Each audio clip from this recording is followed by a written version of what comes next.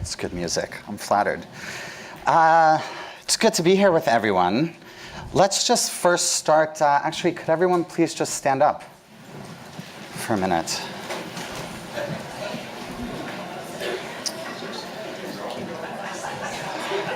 Oh, it's so good to see everyone. I just want to start asking, why are you standing up? Serious? So some guy in a velvet jacket said so.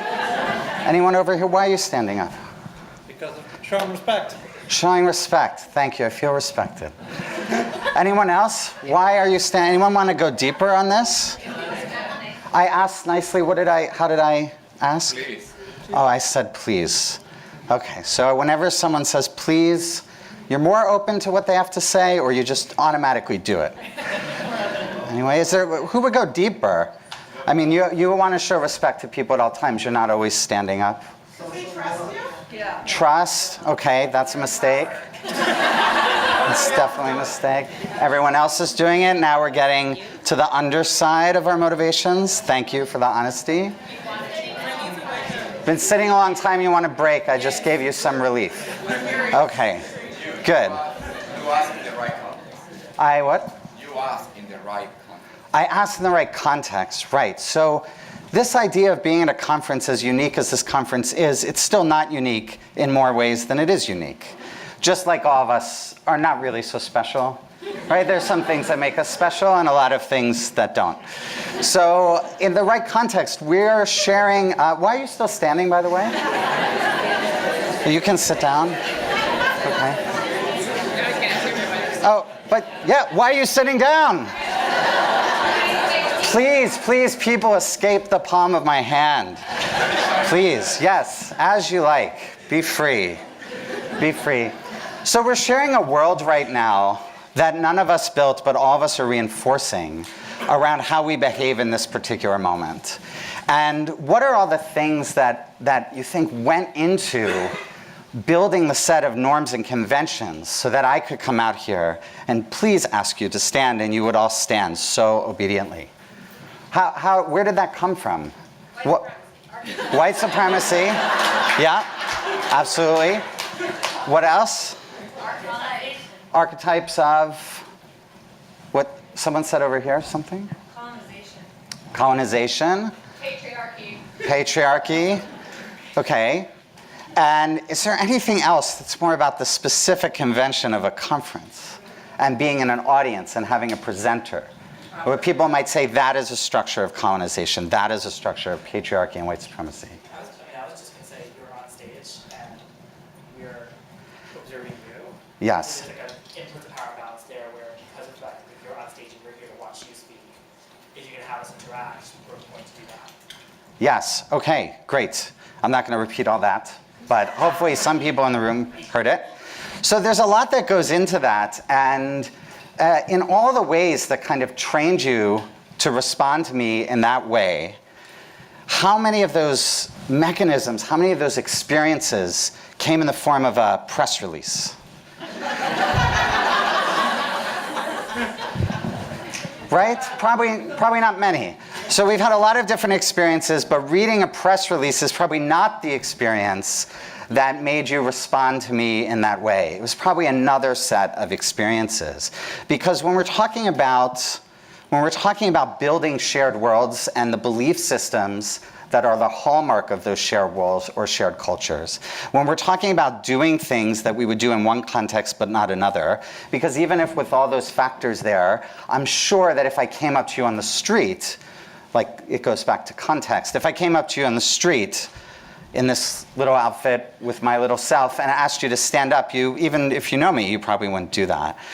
So what are all the ways in which we're trained to do that? What goes into that? And I would say strategic communications are among the weakest of our tools in helping shape that kind of behavior. And how many people here are responsible for, say, sending out emails on behalf of organizations? So a lot of people. How many of you have built the world in which what you're asking people to do in those emails not only makes sense for them to do, but feels automatic? almost compulsive for them to do?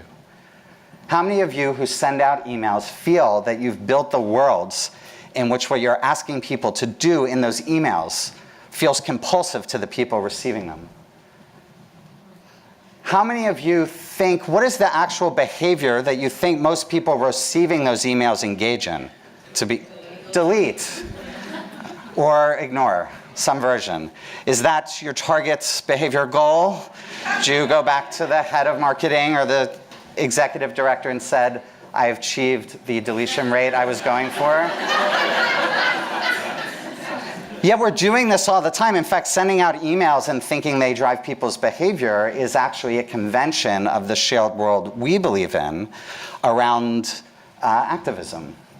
So I think if someone from Ben & Jerry's, I'm so influenced by everything everyone said today, if someone from Ben & Jerry's, a vice president, came out and you were at a conference, would you clap just because they were introduced? How does that help Enrique and migrant justice? How does that actually undermine Enrique and migrant justice? So we can think of all our own behaviors, and then we can think, what kind of relationship do we have with people that actually is strong enough and the context is set enough that when we ask them to walk through fire, they walk through fire? That's something that actually doesn't make sense to most of the world, like being an ardent, active participant relentlessly in social change, which doesn't make sense to the rest of the world largely, makes sense to the people we're in relationship with. How many of us are really building the worlds to do that? So with Pop Culture Collaborative, we've developed a framework that really thinks about behavior change. It thinks about the beliefs and how they get embedded, how they get codified in our mind, something we often call mental models. And that narrative is a part of embedding those mental models, but narrative is not, communications is certainly not the driver of behavior, but it can be a way of part of the sort of set of experiences of embedding these belief systems and creating cultures around those belief systems. And unfortunately, this framework is not a worksheet. You can't use this as a worksheet, sadly. I wish. I mean, if this all were that easy, would we be losing so much? Right? Liz is talking about where we are in reproductive rights and abortion, and if it were a matter of filling out the strategic communications framework that you downloaded from whatever organization, if it were that easy, would we be losing all our freedoms, so many of our freedoms? So that's clearly not a worksheet there, but it's a very faint shadow of a process of deep strategic work that actually makes sure that behavior change and the embedding of mental models and building worlds and cultures is actually the goal, and that all of the communicating work we do is in service of that goal, not parallel to it. Unfortunately, it is not possible to make hard work easy, but we can increase the capacity and the number of people who can do hard work. And so that's what this process is here. But it's not going to work if we have this kind of mentality, fishing mentality. Our messages are bait on this little line that we cast into the sea. And because we get the right message, everyone swims up and they bite and they get caught and we just reel them on in. Well, what if the fish in the sea don't have the appetite for the bait that you're putting out there? Unfortunately, that's mostly the case. And we have to think about actually how do you change the waters before you're casting that bait out into the sea? How do you change the waters? How do you change the appetite of the fish? How do you think about the whole environment and the whole world? Because if we think about communications in this way, that what we have, the challenge is that what we have to offer doesn't fit with where people are at.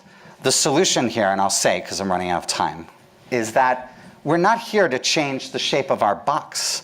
We're not here to say that abortion, so people aren't down with that, so we'll just change how we feel. We're actually here to change people's hearts. And if our messages, though, don't connect to the belief systems people already have, you're going to create a cognitive dissonance. We have to create the kind of experiences and build the kind of worlds and cultures that can create the heat to actually reshape and rewire how people think about the world. And then when we go to them with what we have to say at the communications level, those things feel connected. If anyone is 40 and over, you might remember a commercial from our childhoods from Tootsie Roll. Whatever it is I think I see becomes a Tootsie Roll to me. Tootsie Roll, I'm in love with you. That's actually part of the ad. How do we create worlds so when people see Black Lives Matter has helped people see structural racism in all the places they look where they didn't see it before? How can we create cultures where people see opportunity for transforming themselves, transforming the world everywhere they look, and they feel compelled to them? It's about helping to shape people's reality. This is my father. My father was a strange person. He died just exactly 1 year ago. And he created his own reality. This is him a little later in his street philosopher mode. I don't know if people have lived in a life with people who create their own realities, and amazingly, they can suck you into it sometimes. People that you come by in all walks of life. It would take a very few minutes of encountering my father to have lifelong memories of him, good or bad. Very, very evenly split across those lines. And so my father helped shape his own reality. And we have to think, how do we move from the instincts, the conventions of strategic communications as we know it and practice it now, to insight, where all the different ideas we've heard from researchers, from activists, from people who've broken through, where those ideas become the norm. But at the same time, also, bad news, it's not that Pepsi does research and Coca-Cola doesn't. Everyone has, many people are competing, and they're all doing research. Some of it wins and some of it loses. Some of it's good, some of it's bad. Sometimes people are looking at the same research, but some people see different things in it. So research we cannot fetishize because we have to have high standards for that. So the last thing I would ask you is, who's willing, really, in this room, to move from instinct to insight and then back to better instincts ultimately, and to actually stand up again now on your own terms and fight for building a community here that breaks the conventions of strategic communications and asks us to push farther to stuff that actually works. Is there anyone else who would stand right now? I'm already standing. Anyone else who would stand and commit to that? Who wants to be part of that community? Who would stand on your chair to say that you want to be part of that community? We're taking names.